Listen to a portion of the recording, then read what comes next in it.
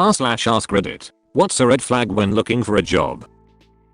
Hiring lots of people on the same position. Everyone who calls gets a job often means the job is either bullshit or they're setting you all up to compete for the actual job. I had this once. Turned out it was commission only, door-to-door vacuum sales. I did that for a month. My breaking point was when I was told I couldn't carry any water with me in what is essentially desert climate in middle of summer. Was told to request a glass of water from random strangers. Same if I needed to use the bathroom. I wound up so parched I was risking real dehydration and the other salespeople had the nerve to drink all my water. Oh, and I sold a grand total of 3 vacuums. I actually has 5 sales, but I quit on a Friday and by Monday they claimed my last 2 sales were cancelled and I now owed them something like $150 for accessories. Convinced them to zero out my entire account and just close it.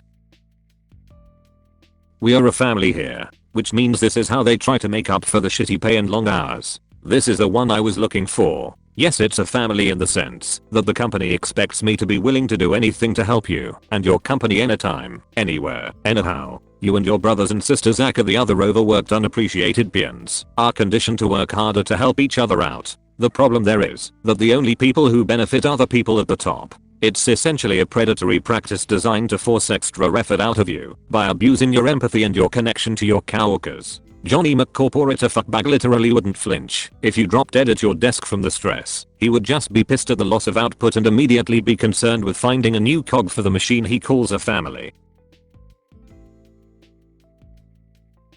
We work hard and play hard. It actually means all work and for sure no play. Translation, you will work 60+ hours a week and are expected to come to the company happy hour whether you drink or not. Also we all stay here too much then go get hammered because we hate our spouses and children and will do anything to avoid going home.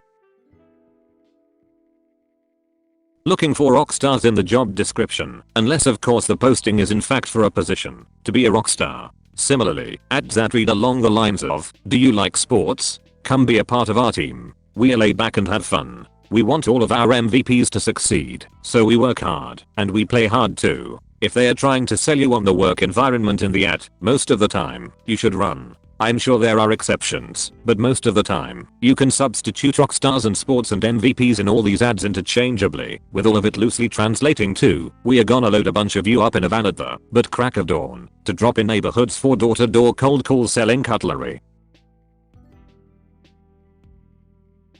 Couple of things. Open interviews. Admittedly I've fallen for this a few times, but I was young and stupid. It's clear they have a high turnover, so they are trying to secure as many people as they can. Most of the time these open interview jobs don't have salaries, just commission, refusal or reluctancy to share details over the phone. This is what usually ends up in you turning up to an open interview. If they withhold information about the role, what you'll be doing etc., that's a huge red flag. They just want to get you in the door for an interview, to pressure you into joining.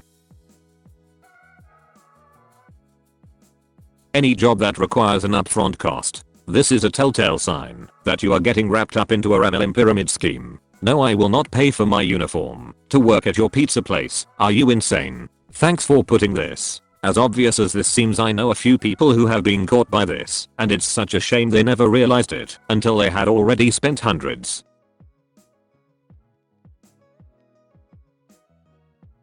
Job description. You will be in charge of the online marketing. Because of that, we expect that you will also be the web developer, photoshopper, community manager, coffee maker and dick sucker. That kind of crap will tell you if that business understands the role they are looking to fill or are just expecting some kind of magical entity that will do everything online related by himself. Yeah, definitely this. Make sure you have a clearly defined job description and not one that is vague enough to have a lot of tacked on bullshit. When they say you could be earning 6 figures in less than a year, when the posting lists the salary ranges $50,000 to $300,000, that means it's an all commission sales job. I remember one job interview where this ridiculous hour girl offered me much smaller salary than what I asked for with an explanation that they don't believe in comfortable salaries, but I could make 6x as much within the next few months. Fuck off. Oh yeah, and it took 4 rounds of interviews to get to that point, one of which was just me working there for a day for no pay. Fuck jobs like that too, but I was really inexperienced back then.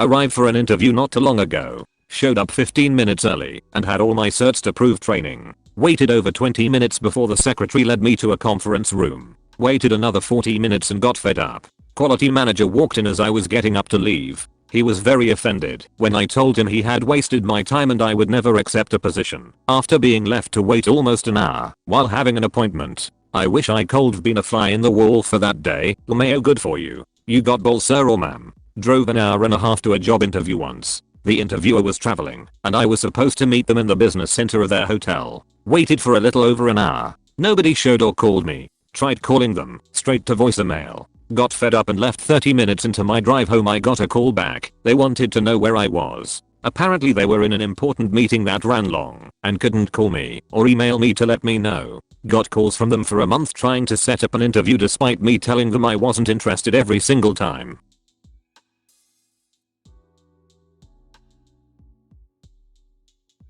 For me when they do open interviews, lol. 1000%. I used to manage restaurants, and in my time doing so, I swore I would never put on RE ad aboard anything like now hiring all shifts, open interview dates, etc. The closest I ever got was putting up one time, now hiring one great associate. And your point is both for potential employees and consumers, because I'll never willingly go to a restaurant that says now hiring all shifts. I can only assume the service will be dog shit, if for no other reason than lack of experience.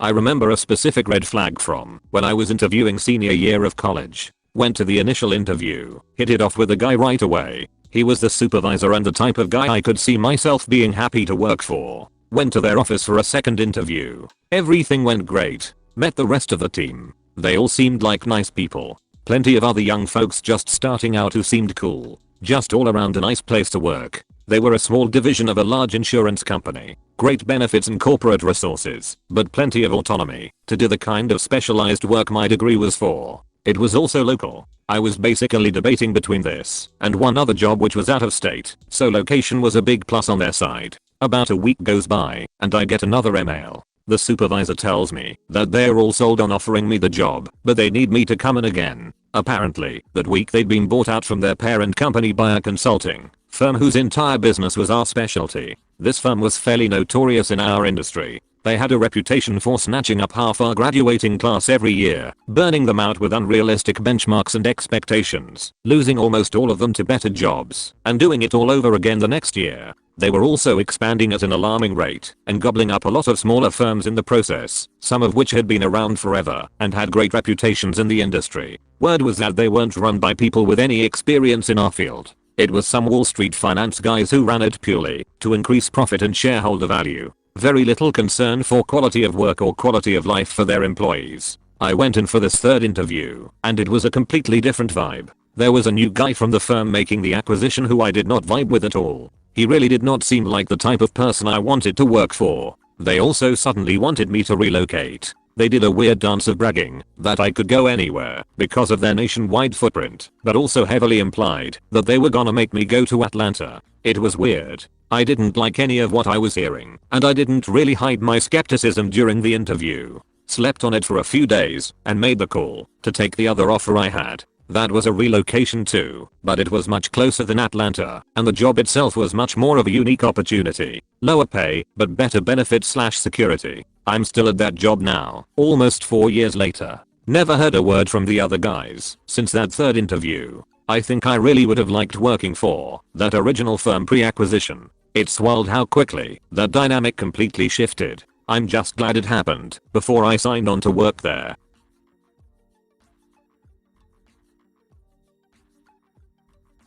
If the office is a shithole/bathrooms are dirty, TL, doctor, cheap ass owner. This is kind of an odd one, but here is what happened to me. I left a decent size, 400 employee, successful company because my career path was dead-ended. I had two positions above me. One was my boss, who was not going to retire for 20 years, and the VP, who was above him, and also not going anywhere for 10 years or more. Took a job at a much smaller company, 70 employees, but it had a ton of growth potential. It was a small company on the verge of blowing up and getting big. I didn't pay a ton of attention to my surroundings because I was too excited about more money, growth, etc. The offices were a dump and the bathrooms were disgusting. There were two reasons for this. First, the company was small and growing and somewhat cash poor. Second, the owner was cheap as fuck. In my time there, he would frequently make comments like offices don't make me money and bathrooms don't make me money, which, on the surface, is true. However, people don't like working a dump. I had a job in it, and we would end up cleaning the bathrooms on a rotation. I'm not above scrubbing a toilet, but no one told me, when I was hired, that I'd have to wipe up piss. I might have reconsidered taking that job. Over the next couple of years, the company did grow, and they did hire a cleaning company and they did invest in the offices, but the first 12 months or so were not entirely what I expected. Especially coming from a company that prided itself on nice, clean, modern facilities. I will say this though, the owner's cheap mentality was a continual roadblock for me in my time there. I eventually became director of operations, and it was a constant challenge to deal his step over $1 to pick up a dime methods. Here are some examples of his idiocy. Only the owner, the VP, and the financial guy were allowed to have company credit cards. I was a director of operations with 65 employees under me, and I had to get petty cash from accounting, or use my own credit card, and get reimbursed for any events/spending/meals. Most people were not allowed to book their own flights. It wasn't until later on that I was able to book my own flights. The entire purchasing department and none of the sales force were allowed to book their own flights. The owner did it, and if he could save $60 by adding to layovers or making your flight a day, he would do it. Never mind the lost productivity and what that costs. We saved $60 on your ticket. Kept an opiate addict around because he was a good welder and carpenter and would fix/build anything the owner wanted on the weekend for $60. A pack of smokes and a case of beer. The addict regularly destroyed equipment, stole, lied, and worked whatever hours he wanted. When my predecessor tried to fire him, the owner overruled, and after that the addict could basically do whatever he wanted because there were clearly no repercussions. I did eventually fire this guy, and I still have the voicemail saved where he called up and begged for his job back after he had threatened violence against me and vandalism against my property. We had a plow truck that was in need of a wiring harness. The addict employee mentioned above had done something while borrowing the truck with the owner's permission and the truck caught on fire. The truck was an older V30 Chevy truck, but it was in decent shape and worked well. I ordered a wiring harness from Painless and figured I'd install it on a weekend and get the truck working again for $600. The owner traded that truck and $5,000 for a 2002 F255.4 XL regular cab with 275,000 miles on it. The Super Duty frame and suspension were completely rotten and the truck needed a rear end, brakes, brake lines, and fuel lines in the first year. I'm sure the guy that made that trade laughed all the way to the bank, coming away with $5K and a clean square bodied Chevy 1-ton that had an SM465, NP 205, 14 bolt, Dana 60, and only needed a wiring harness to be back on the road. I wasn't allowed to hire a lawn care company to do the mowing, so we had to have employees do it. The owner bought a used $400 riding mower that had 4 flat tires, no belts, and no battery from, you guessed it, the addict guy. I was not allowed to have a company credit card, but I did have a company Lowe's card, so I bought a cheap push mower over there, and we used that to mow until years later, when I was allowed to hire a mowing company.